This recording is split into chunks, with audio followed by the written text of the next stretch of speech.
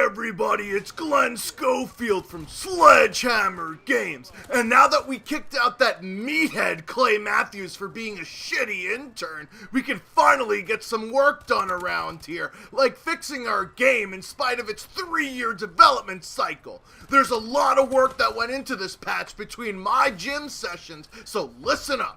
We finally did some weapon balancing, but not before MLG Columbus completely exposed the fact that the BAL-27 was by far and away the best gun in the game. We know that all of the supposed 150,000 people that watched the main event saw that BAL-fest in the kill feed. We reduced the damage and maximum range, and we increased the recoil on the BAL-27, so you guys can't make any BAL and jokes at me on Twitter anymore.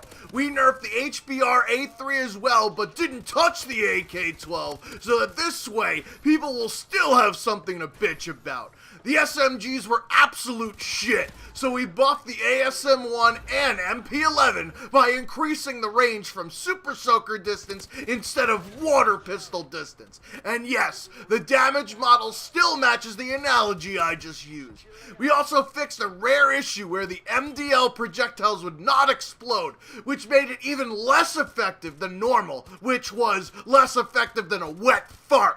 The heavy weapons were also as useful as a solar-powered flashlight, so we buffed them. Don't be surprised if you run into people using the EM1 and singing the Ghostbusters tune while killing you. I wonder if we'll see the FaZe members rename themselves Ray, Peter, Winston, and Egon at the next MLG event.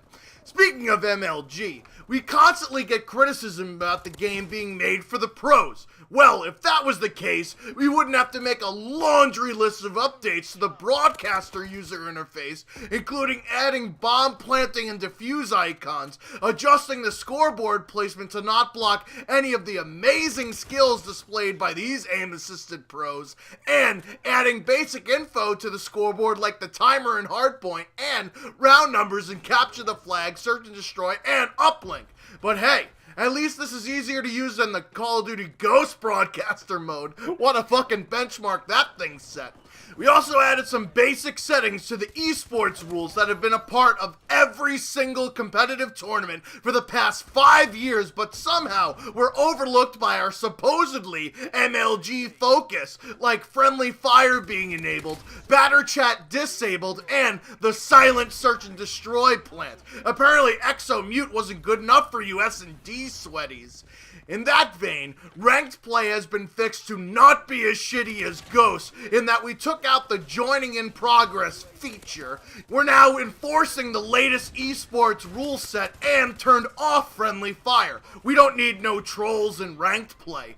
We also altered the score in many objective game modes, so now getting a score streak isn't as rare as Kanye West being humble. We made some adjustments to the score streaks, like that system hack graphic remaining on screen infinitely, because now you'll actually have it happen all the time in Domination. It's almost like Lizard Squad's wet dream in those lobbies.